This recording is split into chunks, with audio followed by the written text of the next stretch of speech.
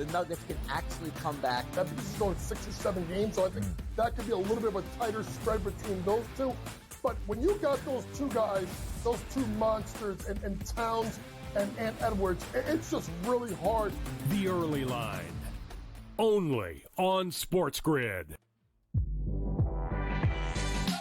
Every missed call, the entire game, whether it's a charge or a block or a deflection that was wrong, or a foul that should have been called that wasn't called, or vice versa.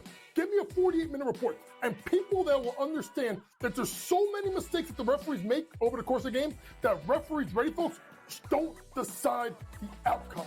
Betting above the rim, only on SportsGrid. It's smarter to be on SportsGrid. Your 24/7 sports wagering network. The Early Line. Magical and historic season in Lincoln, Nebraska continues.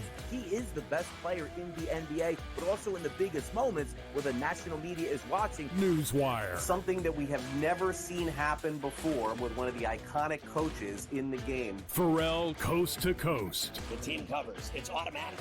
It's every time. Not sometimes. It's every time. Game time decisions. Luka is actually far more dangerous from 3 on the road this year than at home. This game here tonight, you may want to consider taking as many points as humanly possible. In-game live, prime time. We got not 1, but 2 coaches fired systems in place. SportsRage late sort night. of has letdown written all over it. It's going to be hard to match the emotion that they played with the other night. It's smarter to be on SportsGrid.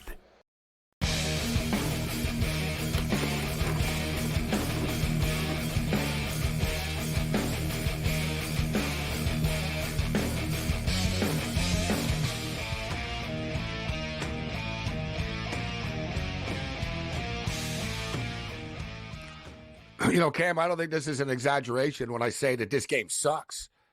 Like, I'd be upset. Like, if I paid, like, $500, like, at least the game I went to, like, the 2 games, it was overtime, it was crazy, it was a Friday night, 4-3, you know what I mean? It was exciting. It was back and forth action. We've talked about there being no whistles. It's like they're both so intent on not making mistakes that they're both doing the same thing. Like, even now. So Vancouver gets the puck. They sort of dump it in. They don't really chase it that much. Like, it doesn't, you know what? Like, if you watch this, it doesn't even feel like a Saturday night game in the regular season. There's a weird vibe to this game. Here's Edmonton on a 2-on-1. Oh, big save where the puck was wide.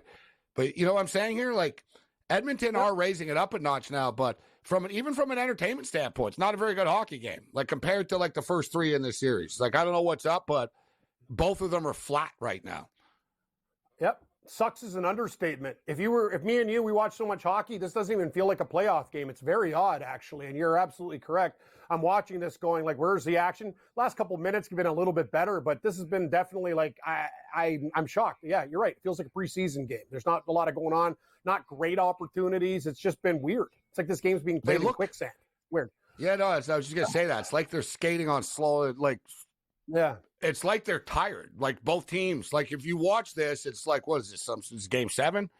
Like, you guys, like, you all out of energy here? Like, what's the problem?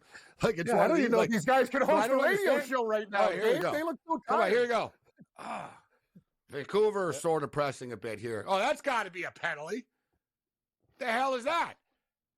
All right, let's pick it up here now. Vancouver's sort of starting to wake up here. Now they're skating a little quicker. Pickett's making saves, though, Cam. I'll give him credit. I was worried about that, too.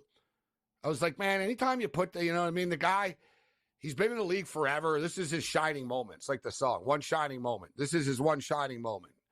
Tell the grandkids, I won the playoff game. You know, I beat the Vancouver Canucks, came in. His parents are in the crowd. They look like nice parents posters. Yeah. It's like a Don Pickard or whatever his name is. Like, oh, he looks like a nice hockey dad. You're right. And Vancouver making it easy for him, too. They're not, like, challenging him. The mom doesn't they're even just look in front of the net, and they shot it over the net. It's like, make him make a save at least. Make him make a save. You put it over the net. You look at the parents and they're all like scared and rattled. They're just kind of like, "Oh, we're here," you know. It looks like a hockey game. Yeah. Like they're not.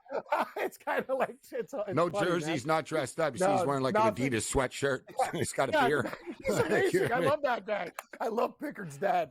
That guy's cool. There's another save from Pickard. I'm telling you, his confidence is growing right now. You know what it is, Gabe? It's like that. It's like in a major in a golf tournament where the journeyman has that one shot, like Rocco Mediate and May versus Tiger Woods. And it's like, this is the only chance I'm going to, if I screw it up, there's not going to be another one. And yeah, Pickard's feeling it. You talk about it. Look how many teams this guy's played for in the league. Hell, he's been Leafs, Avalanche, Red Wings, this guy. Yeah, like, he's a journeyman. How many teams he play? Yeah. Oh, he's the epitome of journeyman. Like this is his spot, Cam. Like you said, too.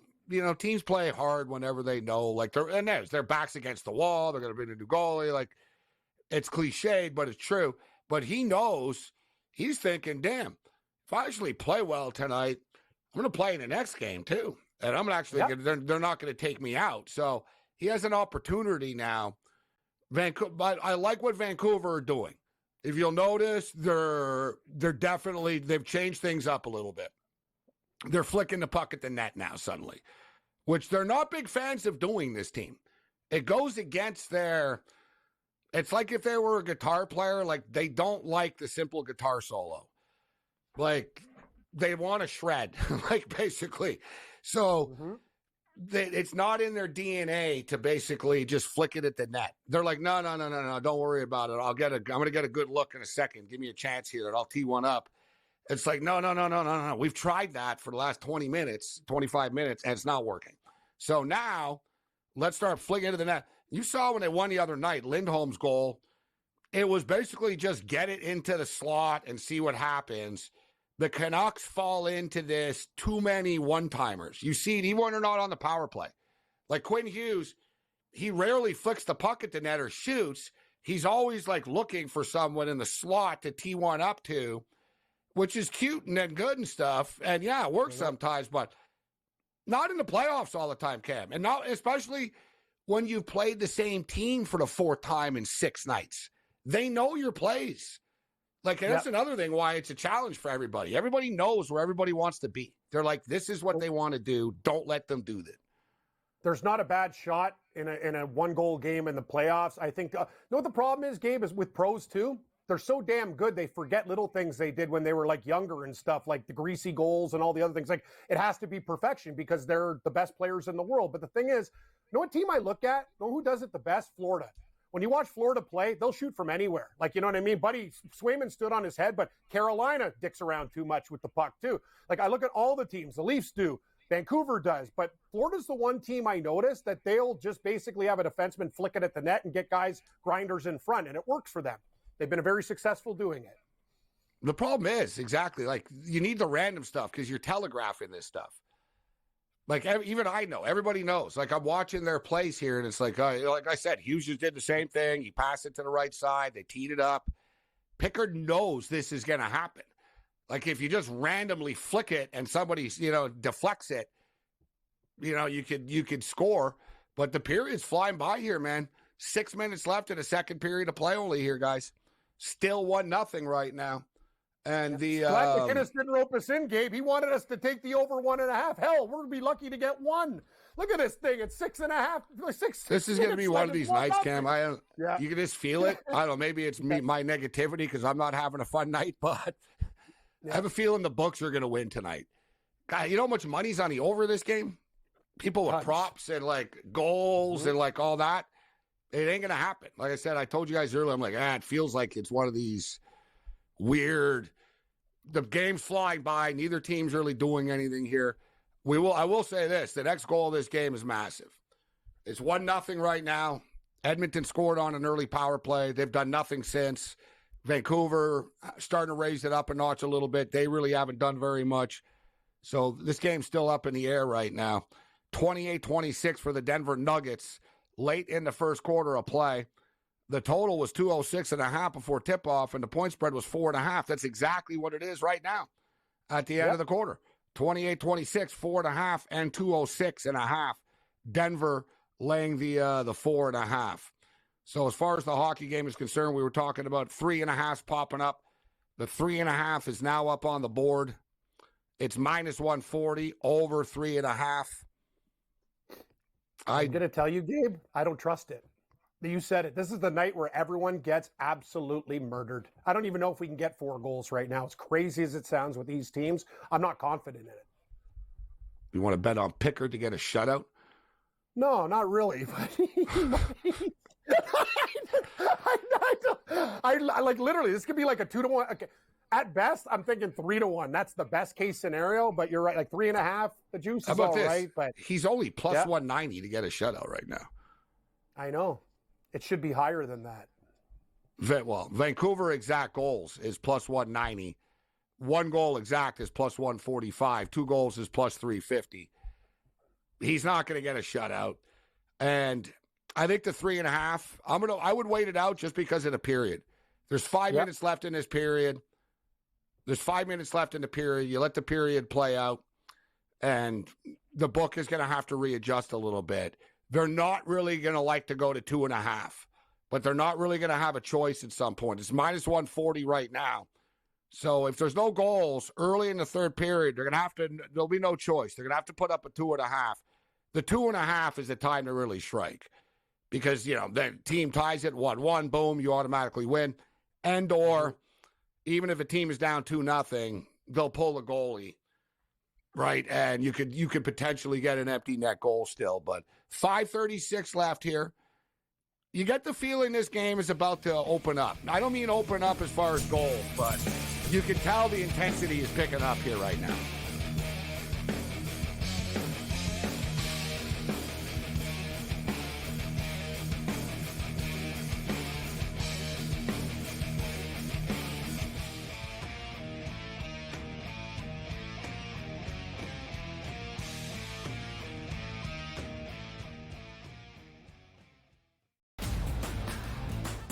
Look at the Denver Nuggets and say, whoa, just a week ago, they were that minus 115 or so price. Now we're looking at them at a 7-1 price. Any chances the Nuggets can actually come back? I think this is going 6 or 7 games, so I think that could be a little bit of a tighter spread between those two. But when you got those two guys, those two monsters, and Towns and Edwards, it's just really hard. The early line, only on SportsGrid. Every missed call, the entire game, whether it's a charge or a block or a deflection that was wrong or a foul that should have been called that wasn't called or vice versa, give me a 48-minute report. And people that will understand that there's so many mistakes that the referees make over the course of the game that referees, ready folks, don't decide the outcome. Betting above the rim, only on SportsGrid. It's smarter to be on SportsGrid. Your 24/7 sports wagering network. The early line. Magical and historic season in Lincoln, Nebraska continues. He is the best player in the NBA, but also in the biggest moments where the national media is watching. Newswire. Something that we have never seen happen before with one of the iconic coaches in the game. Pharrell coast to coast. The team covers. It's automatic. It's every time. Not sometimes. It's every time. Game time decisions. Luka is actually far more dangerous from 3 on the road this year than at home. This game here tonight, you may want to consider taking as many points as humanly possible. In-game live, prime time. We got not 1, but 2 coaches fired systems in place. SportsRage late sort of night. has letdown written all over it. It's going to be hard to match the emotion that they played with the other night. It's smarter to be on SportsGrid.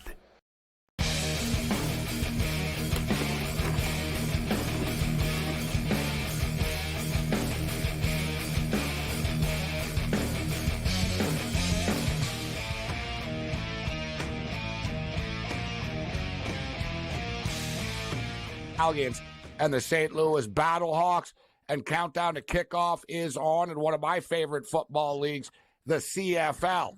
And our main man, Rick Saratella, is on location right now, the founder of the NFL Draft Bible, All Access Football.com, and of course now a scout with the Edmonton Elk organization. And Rick joins us from Commonwealth Stadium, where a lot of championships have been won over the years. A historic stadium that you're in right now. Rick, always a pleasure, my man. How you doing? What's happening, Gabe? We made it out to Canada, got my first stroll in downtown Edmonton last night. First night in town. A little bit rough around the edges, but it's all good. A lot of flavor here in Edmonton, So what you're saying? Come on, you're from the Jersey Shore. You're saying, yeah. Edmonton is not. You're not in Beverly Hills. It's a blue collar town, man. You know what I mean? It's a working class, blue collar drinking town that actually, listen, they love the Edmonton Oilers hockey team, obviously. And the Edmonton football team's had a great history, struggled in past years, but you're there to help as part of a new scouting crew. And I know training camp is off and running. What can you tell us so far about what's going on with the Elks? Yeah, I mean, I think the big story is we have McLeod Bethel Thompson to come in here and kind of help us change the culture. Somebody who's been there, done that, expects to win. And I love the nucleus that we have here. Obviously, the win total hasn't been what the fans deserve. And so, we're kind of building upon that nucleus. And I will tell you, the cut downs are very difficult choices. The competition is through the roof. And I'll tell you, the Edmonton offense is going to be running and gunning. The wide receivers out here, again, just a real heated competition. Yeah, so McLeod Bethel Thompson, of course, was on the Toronto Argonauts a couple of years ago. They won a championship, him and Chad Kelly.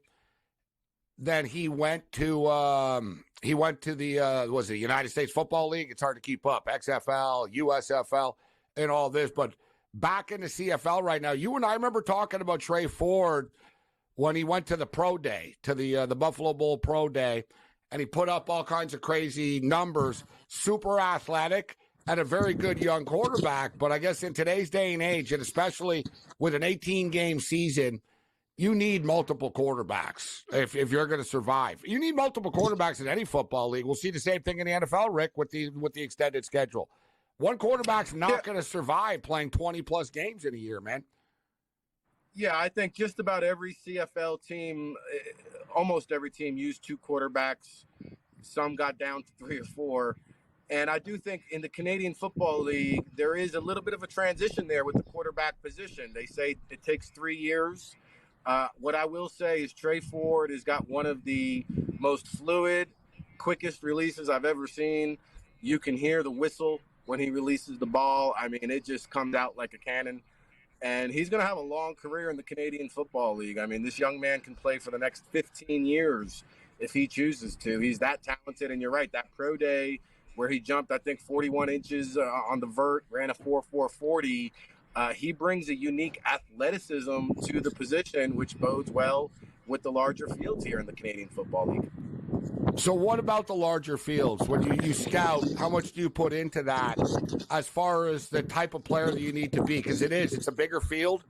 The angles are one thing that players usually have a little bit of an issue with at first, but there is an extra dynamic to this. As specifically, I would say for cornerbacks and wide receivers, Rick. You know what I mean? Like yeah, DBs, and you have the waggle. Yeah, like DBs are almost instinctively, no, I'm about to go out of bounds here, and they feel like there's that cushion. That cushion isn't there in the CFL. It's a couple of yards off, and some guys get burnt by that early. You know what I mean? You're sort of feeling yourself a way around, but from a scout and from the coaching department, how much does this come into it and stressing the different angles that must need to be taken? Yeah, there's an added layer of projection, right, when you see a skill set. Now, the NFL, speed kills. And you could say, to a certain extent in the CFL, take that to the next level, right, because the field's wider, it's longer, so speed is even more of a factor, right? And it does come into the equation, especially, trying to fit players into our system, our scheme.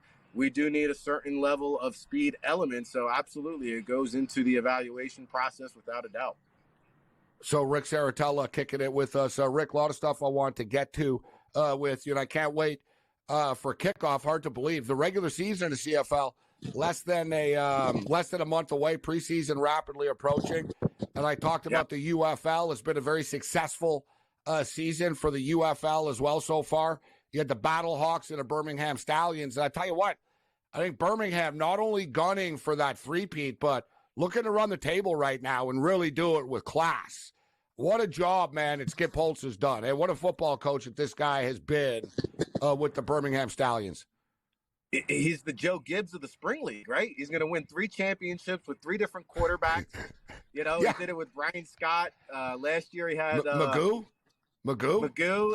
and now, how about Adrian Martinez? Huh? So let me ask you about him. I want to say that because, hey, Matt Corral had a chance. You know, and you and I like Matt Corral. I thought this is going to be perfect for Matt, right? Never really got a fair chance to play in the National Football League with the Panthers. Talking about like a 3rd-round drop pick, man. And okay, he's going to go to the class of the UFL, one, the model franchise here with Skip Holtz, who's won with different quarterbacks, and Adrian Martinez beats him out for the job. The much maligned Adrian Martinez over the years, but I thought he was unfairly criticized in Nebraska. Man, that kid was running for his effing life when he was on the Nebraska Cornhuskers.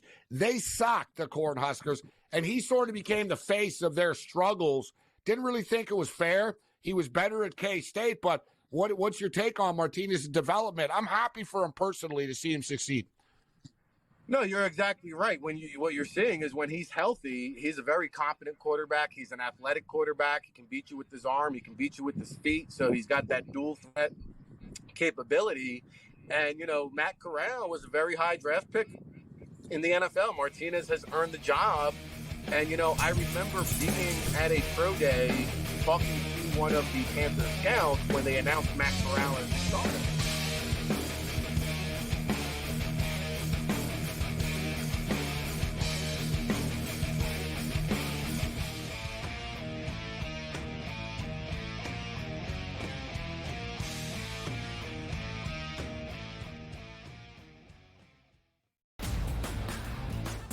Look at the Denver Nuggets and say, whoa, just a week ago, they were that minus 115 or so price. Now we're looking at them at a 7-1 price. Any chances the Nuggets can actually come back? I think this is going 6 or 7 games, so I think that could be a little bit of a tighter spread between those two. But when you got those two guys, those two monsters, and Towns and Edwards, it's just really hard. The early line, only on SportsGrid. Every missed call, the entire game, whether it's a charge or a block or a deflection that was wrong or a foul that should have been called that wasn't called or vice versa. Give me a 48-minute report. And people that will understand that there's so many mistakes that the referees make over the course of the game that referees, ready folks, don't decide the outcome. Betting above the rim, only on SportsGrid. It's smarter to be on SportsGrid, your 24/7 sports wagering network. The early line. Magical and historic season in Lincoln, Nebraska continues. He is the best player in the NBA, but also in the biggest moments where the national media is watching. Newswire. Something that we have never seen happen before with one of the iconic coaches in the game. Pharrell, coast to coast. The team covers. It's automatic. It's every time. Not sometimes. It's every time. Game time decisions. Luka is actually far more dangerous from 3 on the road this year than at home. This game here tonight, you may want to consider taking as many points as humanly possible. In-game live, prime time. We got not 1, but 2 coaches fired systems in place. SportsRage late sort night. of has letdown written all over it. It's going to be hard to match the emotion that they played with the other night. It's smarter to be on SportsGrid.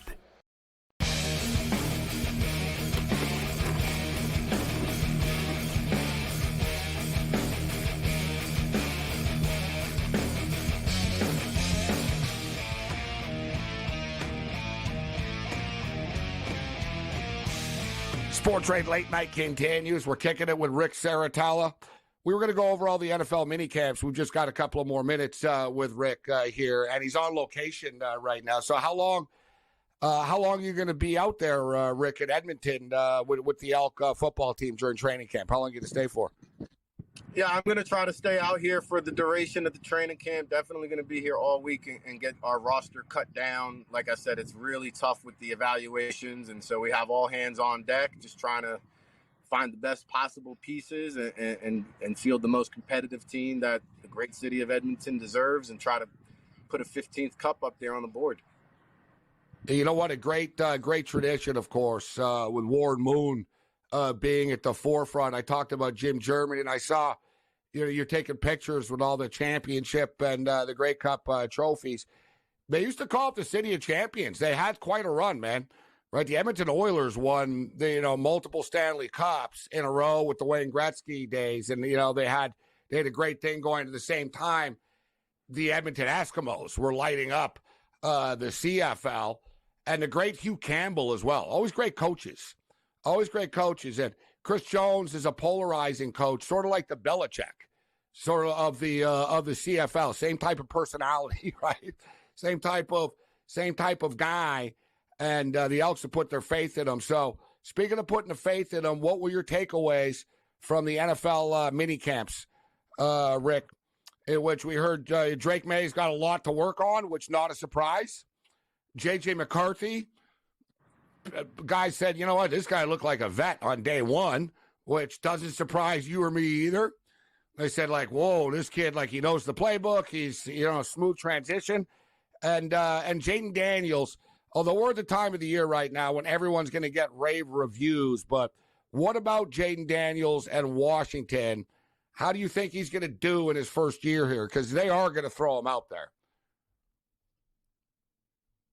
Daniels will be the other quarterback in addition to Caleb Williams, who starts in week 1. And there's going to be a lot on his plate. So I think if I were the Commanders personally, I would start with maybe a little bit of a more dumbed down or simplistic offense and let him grow into the role the more he feels comfortable seeing those live bullets, being able to diagnose those pre-snap reads and coverages. Like, there's going to be a lot of transition, getting in and out of the huddle, lining up under center. So it's going to be like a fish out of water for Jaden Daniels. Now, we know he's talented. He's going to make plays. Do they have the supporting cast? Do they have the weapons that are adequate there to put him in a situation to succeed? I think that's a little bit to be determined. But, the other guy that I would give a shot to is J.J. McCarthy, because I know the Vikings have kind of been outspoken. Hey, Sam Darnold's going to be the starter. But I'm telling you, man, I don't think J.J. McCarthy is going to give him much of a choice after training camp. If he outplays Sam Darnold, I don't know how you don't start J.J. McCarthy. And, Drake May, I think we all expected him to kind of sit behind Jacoby Brissett. I don't know when the Patriots bye week is, but I would imagine he's going to sit that first part of the regular season behind Brissett. And the NFL schedule, of course, is going to be released tomorrow, Rick. And there's been drops, and you're sitting in a stadium of green. And I love the fact that the Eagles and Packers are playing in Brazil in a stadium in which you'll get killed for wearing green, literally and figuratively. Like, the color green is banned. But we've got the Ravens playing the Chiefs on the opening Thursday nighter. We now know that the Bills will be at Miami. And I tell you what a way to start a season, Rick, to play on the opening Sunday and then play the following Thursday after. Right? Like, the Miami Dolphins and the Buffalo Bills are going to have to play 2 games in 5 days. Something that you're going to see is pretty common in the CFL. There's some whacked out scheduling stuff in the CFL, Rick, you're going to see. Like, yeah, I know, like, there's a lot of home at home. You'll play on Monday and Friday, against Calgary. There's like a little rivalry thing. You're like, what? We're playing again? Yeah, it's like yeah. We play Monday and we play Friday, baby. Well, I will say, like, if you are going to have that situation in the NFL, I would prefer to have it earlier in the season, right, rather than later on in the season. So get it out of the way early. Football, adapt and adjust. But yeah, to start off the season, hey. Let's get the adversity out of the way early. So, Rick, before we get you out of here, how would you do if I gave you like a CFL rules test? Told you, all right, like, ball bounces here into the end zone. What happens here? Like, you know what? We could save that segment for next week. When you're in your hotel room, someday you should just look up and go, oh yeah, that's no. There's a lot of rules. No, I've been like trying There's to a live drop kick that's whacked out that the Montreal West started doing last year.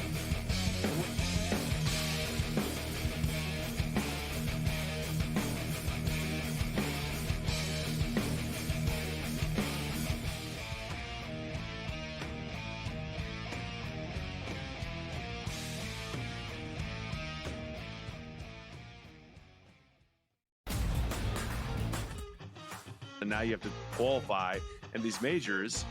You got to go do it, man. Like, and it just comes off really petty to sit up there and be like, I'm not. You know what you signed up for. So I don't like the pettiness, and I 100% think Taylor Gooch should be in the major championships. So in the same note, I'm saying this, but also it's like, hey, this is the world in which we live in right now, and you don't deserve anything. Only on SportsGrid. Devastating loss to Georgia Tech, where they made significant coaching errors, but Miami, with all of these changes, obviously looking to churn over this roster and upgrade the talent level. Don't sleep on Rick Pitino. Listen, at the end of the day, the portal is the portal, Mike. Don't matter where you came from, it's where you're going and how much money can you get. Inside the transfer portal. Only on SportsGrid. When it comes to betting on sports, injuries matter, and Sports Injury Central has you covered all year long with expert injury analysis and injury-based picks for the NFL, NBA, and MLB. Our former pro sports doctors have unmatched experience to analyze every injury so you know the impact of the player, team, and their upcoming matchup. Whether it's articles, podcasts, player insights, or our patented injury scores, Sports Injury Central will help you keep up with your fantasy team and make more informed wagers. So make sure you follow Sports Injury Central and gain an edge at SixScore.com. Your gut says Miami is going to win, and you should take the over. Your gut also said your NFT selfies would only go up in value. They didn't. But your head is on SportsGrid and knows the QB is in concussion protocol. The backup has a 45 QBR against the zone coverage. The New York D has the most sacks in the league. So yeah, trust your head. It's smarter to be on SportsGrid.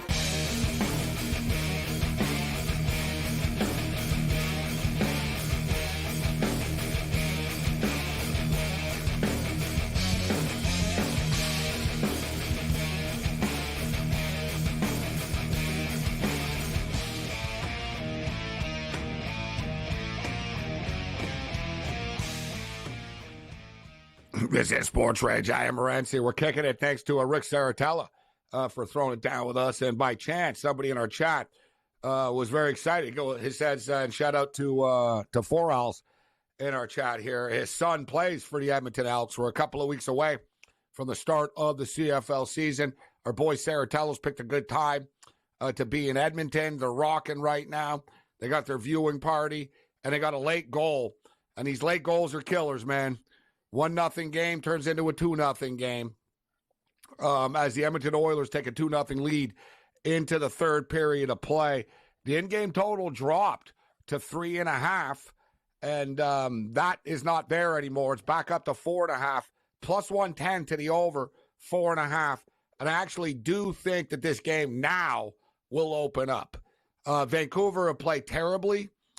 You know, just even to carry over into the next game. Like, they need to get a little momentum back. They haven't done anything. So I would expect Vancouver to actually do something in this period. Doesn't mean they're going to win the game, but I do think they're going to score. They'll break through. Pickard's made some nice saves. His confidence starting to grow right now. And not to mention there's the potential for empty net goals. And not to mention Edmonton can score again as well. So I think over 4.5 is the play. Cam Stewart plus 110 is the price. Let's bring in Rob Vino right now. And Rob likes to bet on totals. How you doing, Rob? Thanks for joining us on a rare Tuesday. I am good, guy. How's everybody tonight? Hey, listen, everybody, not me. I bet the first period overs of these games, but I didn't bet the over 6.5 in this game, Vancouver and Edmonton, Rob. But everybody in the hockey world has been making money with the overs. All three games in the series have gone over. And people assumed tonight would be another high-scoring hockey game. And it was 6.5, but now you're getting a little value because it's 4.5 right now instead of 6.5. And, yeah, it's 2-0, but there's a lot of ways this can go. Vancouver score twice, boom. You got a 2-2 game, you win the bet. Vancouver score and it's 2-1. They're going to pull their goalie. And/or Edmonton can score. So at plus 110, guys, I actually do think, Rob, it's a good bet. I don't have a problem with it. I'll put my name on it, like Herm Edwards would say. There you go. Well, I'll tell you what. I put my name on the Knicks Pacers over 217 tonight and got 70 in the first quarter. and wound up throwing that cash away. So I don't know. It was a rough night in that opening game for myself. Thought that game had, when you have a number of 217 and you have a series that's gone like that one has, and you get a 38-32 first, you think you're golden. Didn't turn out that way. Pacers, third quarter, come out, score 9 points in the first 90 seconds, then go dry. Fourth quarter, score 11 points in the first 2 minutes and score 5 the rest of the game. Just terrible, terrible. When they go bad, Gabe, in these playoffs, they go bad. 92 twice in Milwaukee, 91 one time here tonight. Otherwise, they're like 111 or better every single night. I share your sorrow. I feel it because I've been saying, man, I've been on the wrong end of a lot of things tonight, including that over as well. And is there anything more painful than watching an NBA team tap out and then watching their bench just absolutely suck and be and then you always look back and you think if you just would have made like 2 more shots, right? Right. That's all. But that's all. It's just so painful watching and knowing it's going to happen. But it was inevitable. It crossed my mind. We were doing the show and I sort of looked up and I'm like, yeah, 90, 70, they're going to tap out. Right. It was one of those just sort of, it's going to get into the garbage time. And garbage time is not kind, man, in the playoffs sometimes. I bitched about it last week about how bad some of these deep bench players are, Rob. Yeah, they released the ball, Gabe. A couple of Indiana Pacers tonight off the bench released the ball. And you just know from the time it leaves their hand, it's horrendous. Slam off the back iron. I watched Jalen Smith go to the free throw line and brick 2 free throws. And you're just begging for anything at that point. And it led me to, tonight was the opening night for the WNBA. And I got involved somewhat. And I got involved in kind of a, not a professional way, but kind of a amateurish way by teasing a WNBA total. I had the Connecticut Sun total down to 159, Gabe. And you know what? I had to comment on Twitter right away because that game was a blowout. But I'll be darned if the WNBA doesn't play out the final 3 possessions. They played it out. They scored. You know how the NBA just dribbles out the final 45 seconds? These girls were still scoring, and they got me over that 159 and cashed the teaser bet. So I'm big on the WNBA tonight. You know what? I'll tell you what. It's like one of the few bets I've won today was Caitlin Clark under 20.5 points scored. She had 7 points in the first half. And exactly that, Rob. They're down by like 20 late, whatever, 18, 17, you know what I mean? They're down 20. And Caitlin Clark's still playing. And that's what I thought too, Rob. I'm like, freaking WNBA. I was like, man, why did you quit? You're so used to it, right? You're so used to it. Because I had Caitlin, and she was at like 13 with like 4 minutes left. I was like, we're good. And then I'm watching it. I'm like, man, they're going to leave her into the final whistle, aren't they? Like you said, Rob, like you won because of it. I had under 20.5. She was at 20. I was like, this is unbelievable. She's going to score with like 20 seconds left. I'm going to lose the prop, right? I've learned my lesson, though. One thing, takeaways. The Indiana Fever are not very good. So people want to buy into this. I told people take the season win total to the under. But with that being stated, you always want to sort of be that will fade the public star and all that. It doesn't always work. I remember everybody lined up to fade Tom Brady when he went to the Bucs and they won the Super Bowl. So, but with Caitlin Clark, her prop tonight was 21.5, 20.5, I guess, depending on when and where. She got to 20 and she struggled early. She had 2 early fouls. They took her out of the game, soft calls. They took her out of the game. She only had 7 points in the first half. She wasn't hitting shots from the outside. She started to get more comfortable in the second half. And you see the Indiana Fever, they don't really have anybody. Like there was a reason why they had the number 1 pick in the draft. They're not very good. So I get it. They have Aaliyah Boston and stuff. All right. How many shots is she really going to take? So you'll notice Caitlin Clark took shots tonight, even in the first game. And she got to 20, Rob. So she is going to win some player prop bets, right? Like, and look, she got to 20 in her first game with the nerves and having a bad first half. She's going to start to hit these player props. But her team's not very good. Yeah, and I think what goes unmentioned and unnoticed a lot of times, Gabe, with these teams that are haven't had a starting five that's together, right? The Indiana Fever is a combination of a pair of number one draft picks. You mentioned Aaliyah Boston, a number two draft pick. They've been bad for a while. And now they've got this mixture of really good players offensively. But I think what gets lost in basketball sense is that when you put five together like that, the defense really suffers too. You could see Connecticut's not a 92 points a team type of game, or 91 they got they're tonight. a defensive team. Yeah, and against that defense, it looked easy. So it's going to take a while for them to even be cohesive on the defensive side. It's why I took a shot with the over, teased down a little bit tonight. But I could see Indiana. They look like they're going to be a tempo team that can't play a lot of defense. So, in some way, shape, or form, Indiana might be good with overs. And again, as a guy who likes to play overs, I'm just happy to see that this league plays out the final 45 seconds. It can be very helpful. What about I'll tell you, the Caitlin dogs were Clark? barking. Turnovers over. She had so many damn turnovers, Gabe. Like, look, that's a prop, I think, that all year. Like, it's one of those things, like, she's new to the league, but she's going to make a lot of mistakes, take a lot of shots. You're right. I think eventually, like, nobody on this team is very good, but her turnovers, she had so damn many. Like, I'll look at her turnover prop and go over. That's what I realize. She set a record tonight, Cam. She set the rookie record with 10. Yeah, that's crazy. 10 turnovers? She was a plus minus.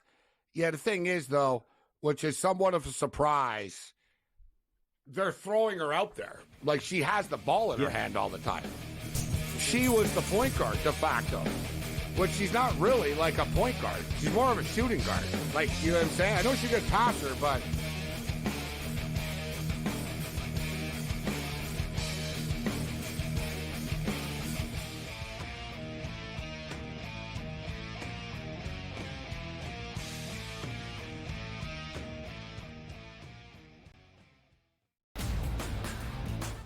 We look at the Denver Nuggets and say, whoa, just a week ago, they were that minus 115 or so price. Now we're looking at them at a 7-1 price. Any chances the Nuggets can actually come back? I think this is going 6 or 7 games, so I think that could be a little bit of a tighter spread between those two. But when you got those two guys, those two monsters, and Towns and Edwards, it's just really hard. The early line, only on SportsGrid. Every missed call, the entire game, whether it's a charge or a block or a deflection that was wrong or a foul that should have been called that wasn't called or vice versa. Give me a 48-minute report. And people that will understand that there's so many mistakes that the referees make over the course of the game that referees, ready folks, don't decide the outcome. Betting above the rim, only on SportsGrid. It's smarter to be on SportsGrid, your 24/7 sports wagering network. The early The line. magical and historic season in Lincoln, Nebraska continues.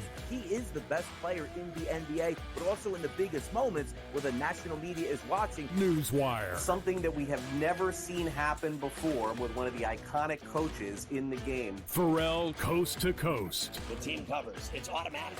It's every time. Not sometimes. It's every time. Game time decisions. Luka is actually far more dangerous from three on the road this year than at home. This game here tonight, you may want to consider taking as many points as humanly possible. In-game live. Prime time. We got not one, but two coaches fired systems in place. SportsRage This late sort of night. has letdown written all over it. It's going to be hard to match the emotion that they played with the other night. It's smarter to be on SportsGrid.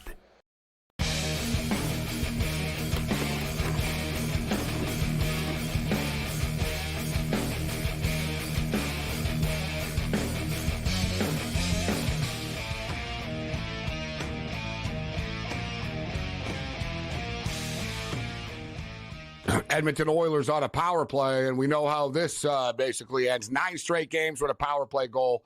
I think they're 5 for 9 now in the series against Vancouver. They're up 2-0, and they're on the power play right now. They normally score pretty quickly, and boom, they got a shot on goal right away. It's been a terrible performance by the Vancouver Canucks. They've done a pretty good job, actually, sort of containing Edmonton, but it's almost like they're a fighter. Like, you'll see a fighter that kind of like is worried about getting kicked in the head, and or like, okay, I'm fighting a really dangerous, like explosive fighter, and they're keeping a distance, but they're not throwing any punches. And it's like they're going back to the corner. It's like, well, hey, we're still alive. Oh, we survived. They haven't really hurt us. It's like, yeah, but it's the 8th round, and like, you're not. You got to start throwing some punches. Like they got 14 shots on goal. Like at some point, you got to say, all right, if we get burnt on the counterattack, screw it. Like we need to start like moving the puck. I would be aggressive here on even shorthanded, like they are right now. Shoot the effing puck and get aggressive. See, there you go. They got a scoring opportunity. They didn't score, but okay. So let's get into the. We were talking a little bit about the WNBA and the Minnesota Lynx. Right now, we're going to pull off a big upset. They were 7.5-point underdogs against the Seattle Storm. They're winning 79-64 right now with 4 minutes left in the game. And the Phoenix Mercury were getting smashed early, but they've come back. It's 77-66 right now. There's 5 minutes left. The in-game number is 13.5 in-game. NBA basketball. Let's talk a total here, Rob. Denver Nuggets are up 50-44 right now. This total was 206.5 at tip-off. We got a 198.5 right now with the half. What's your take on this game? Yeah, well, the original bet, the full game bet, Gabe, was under 206, so I'm happy with the way it's going, especially here in the second quarter. It started. You off rarely really bet unders, but you bet an under, huh? Wow. You know, I even said it on the show today. I said that word doesn't come out of my mouth very often, but it came out today. Yeah. So we're happy. You must have had a hard time saying it, like Mr. Burns saying recycling. Yeah. Yes, recycling. Mr. Burns, do you recycle at the plant? Recycle. I'm not familiar with that word, little girl. He goes, I'm not familiar with that word. That's amazing. That's great. Under. Yeah. Or like Homer, when Homer saw the gym, he's like, a guy? What the hell's a guy? Yeah, what's a guy? He's like, what the hell's a guy? He walks in, he goes, oh, a guy. That was awesome. So yeah, under. So under 206. So what about now? 198.5. How do you feel about this pace? 50-44. Yeah, and for Minnesota, it's difficult, right? No Mike Conley Jr. tonight. Cat got banged up a little bit to start the game, even though he returned and continues to play. But Minnesota doesn't look the same offensively. And I was waiting for this series, to come back to a little bit of a defensive grind. They got very offensive in games 3 and 4, especially the Nuggets side. So 198.5 might even still be a good look toward under. I mean, I wouldn't recommend if you already have 206, you don't want to give up 7.5 points worth of number. But it looks like it's going to be that kind of game, Gabe, where it just becomes half court. Denver plays just as good a defense at times as does Minnesota. So we'll see. I'm glad to be in the position I'm in, though, with that one. Cavs and Celtics tomorrow night at the Garden. Boston hasn't been a great home team. Neither the Bruins or the Celtics, actually. They're like 11-16 combined. I saw in their last 27 combined home playoff games, which is strange. They're laying 14.5 here. The total's 204.5. I hate these Celtics games, Rob, when they're laying 1 million points and stuff. Like, it's never ends with them. They're like a football team that plays in a bad conference, and they're always playing bad teams. But it is what it is. They're laying 14.5. Now we have the Mavericks and the Thunder, which I'll admit, I'm having a hard time picking winners in this series. Like, I'm zigging when I should zag and zag when I should zig. I'm all over the place, bro. Yeah, I think I got a little too cute last night with that game. Played the Oklahoma City team total over, and perhaps I'll come back with it tomorrow. We'll see. But the one thing about Boston, Gabe, is their first halves are dominant. They give it back in the second half and fourth quarter. It's so funny to look at this series, and if you just go through the game logs, quarters scoring, halftime scoring, full game scoring, and Boston is playing Cleveland almost – you could have bet this series – game by game, exactly the way the Miami series went, and you'd be in real good shape right now. Blow up Miami game 1, come back lackadaisical, get destroyed game 2, come back and play really good defense. I think I had Cleveland under 52 first half in game 3. They, Jaylen Brown talked about nothing but defense. They held them to 48. Game 4, they win again. I could see them in the Miami series in game 5. Boston went to work offensively and scored a bunch of points. And we wait on that explosion from them. I think we might get it tomorrow. Cleveland might be done for. That injury list, by the way, for the Cavs is getting out of control now. Karis LeVert added to that, along with Donovan Mitchell, along with Jared Allen. Who even knows who they're going to put on the floor tomorrow? You'd almost suggest, Gabe, to anybody who wanted to play that game from a Boston perspective, that you play it overnight before some of these guys get officially ruled out, and you wind up, laying 18 with Boston tomorrow because nobody's playing for the other side. It's crazy.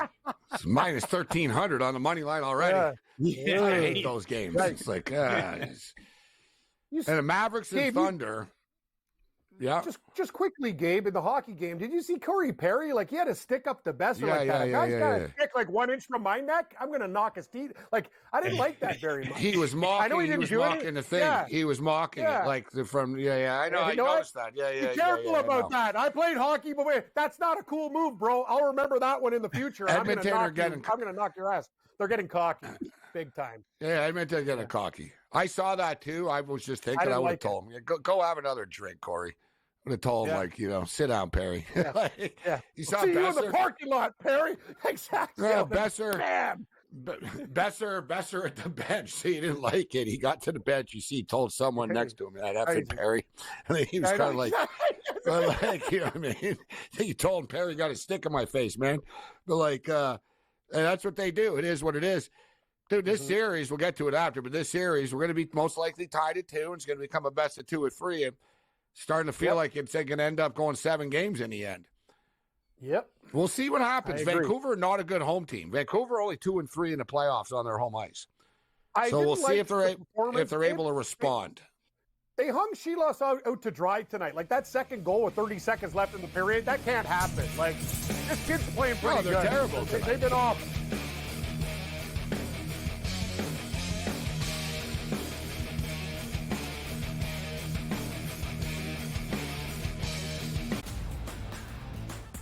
Look at the Denver Nuggets and say, whoa, just a week ago, they were that minus 115 or so price. Now we're looking at them at a 7-1 price. Any chances the Nuggets can actually come back? I think it's going 6 or 7 games, so I think that could be a little bit of a tighter spread between those two. But when you got those two guys, those two monsters, and Towns and Edwards, it's just really hard. The early line, only on SportsGrid. Every missed call, the entire game, whether it's a charge or a block or a deflection that was wrong or a foul that should have been called that wasn't called or vice versa. Give me a 48-minute report. And people that will understand that there's so many mistakes that the referees make over the course of the game that referees, ready folks, don't decide the outcome. Betting above the rim, only on SportsGrid. It's smarter to be on SportsGrid. Your 24/7 sports wagering network. The early line. Magical and historic season in Lincoln, Nebraska continues. He is the best player in the NBA, but also in the biggest moments where the national media is watching. Newswire. Something that we have never seen happen before with one of the iconic coaches in the game. Pharrell, coast to coast. The team covers. It's automatic. It's every time. Not sometimes. It's every time. Game time decisions. Luka is actually far more dangerous from 3 on the road this year than at home. This game here tonight, you may want to consider taking as many points as humanly possible. In-game live, prime time. We got not 1, but 2 coaches fired systems in place. SportsRage This late sort of night. has letdown written all over it. It's going to be hard to match the emotion that they played with the other night. It's smarter to be on SportsGrid.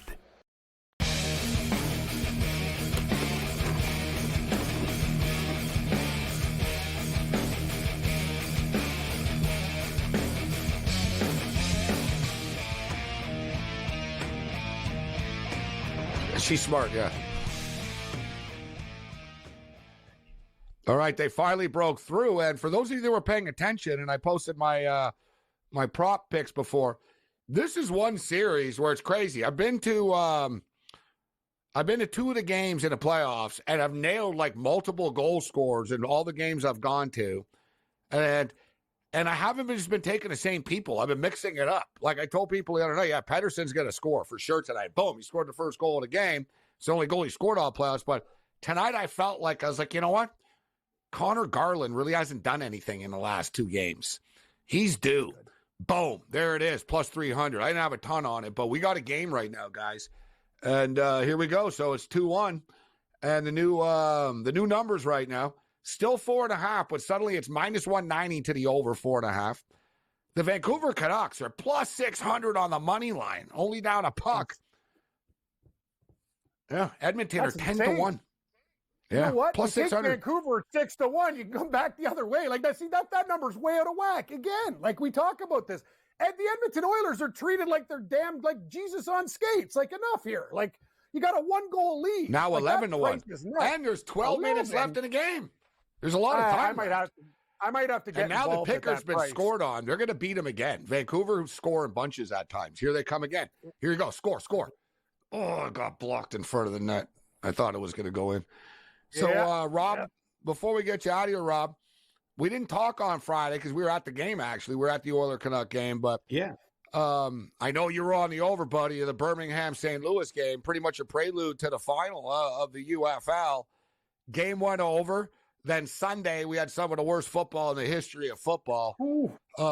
Man, that was some bad games. Like, I was watching, I was thinking, anyone that watches you've never watched the UFL before that tunes into this, you're going to go, I'm never watching that league again. No, it was bad, Cam. It was like 3-0 Was it after Michigan like the third. Was it? Yeah, most Michigan games are ugly. No, San Antonio and Houston was the worst game in the history of football. Oh, yeah. Yes, I actually flicked around. I go, this game sucks. I had money on it. I had money on San Antonio, and I had a hard time watching it. Like, I was like, God, like this game. And I fell asleep a couple of times. I'd wake up, and I'm like, man. But they came back, Rob. But I don't see any lines yet for this week. Have you, Rob, for UFL? I haven't. Generally, they've been coming out mid-afternoon to early evening on Wednesdays. So we'll wait and see where they go from here. Couple of things, though, I think that we have found, Gabe, the last couple of weeks is that Memphis can't play any defense. They're just as sure an over bet as there is. That game against Arlington, the first game on Saturday, was like 43-23 or 47-23, 70 points. They can't stop anybody. Memphis can't, and they still have enough weapons to score. And then, of course, like you said, Birmingham and St. Louis, they get over. And it was interesting. The total yardage in that game was, a demolishment by the Birmingham Stallions. I mean, St. Louis didn't gain any yards, but they still got 26 points. So interesting how St. Louis the last 3 weeks hasn't done a ton offensively with that team that I thought would be really, really special throwing the football. They managed to get their points somehow, but they're not getting a lot of total yards. And finally, we see here, I got a total, guys. Knicks and Pacers, 217.5, Friday night. Friday night. So these guys get all week off, huh? It's unbelievable, to be in the NBA compared to the NHL. Oh, the NHL. You get three days in between games. Like, what the hell are you doing? Like, let's go to the club. Like, what are we worried about? We got 4 days, man. Like, got to play Friday. Yeah, that's unbelievable.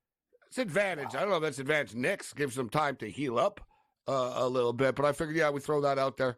217.5. And Cam, before we get you out of here, it's the PGA Championship coming up this week. We'll hit this tomorrow, but who are you looking at early right now?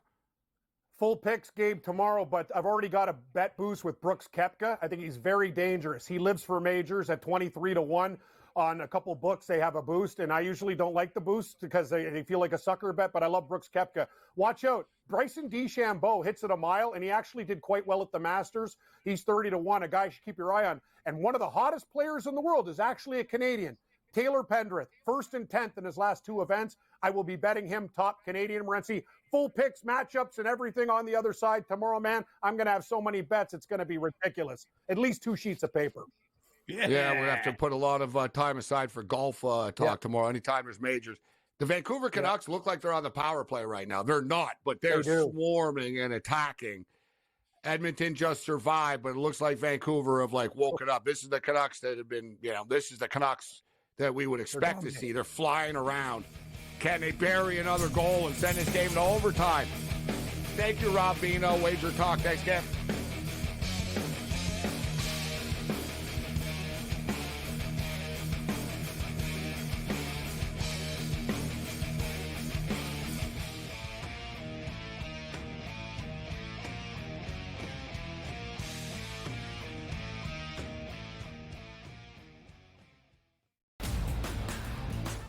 You look at the Denver Nuggets and say, whoa, just a week ago, they were that minus 115 or so price. Now we're looking at them at a 7-1 price. Any chances the Nuggets can actually come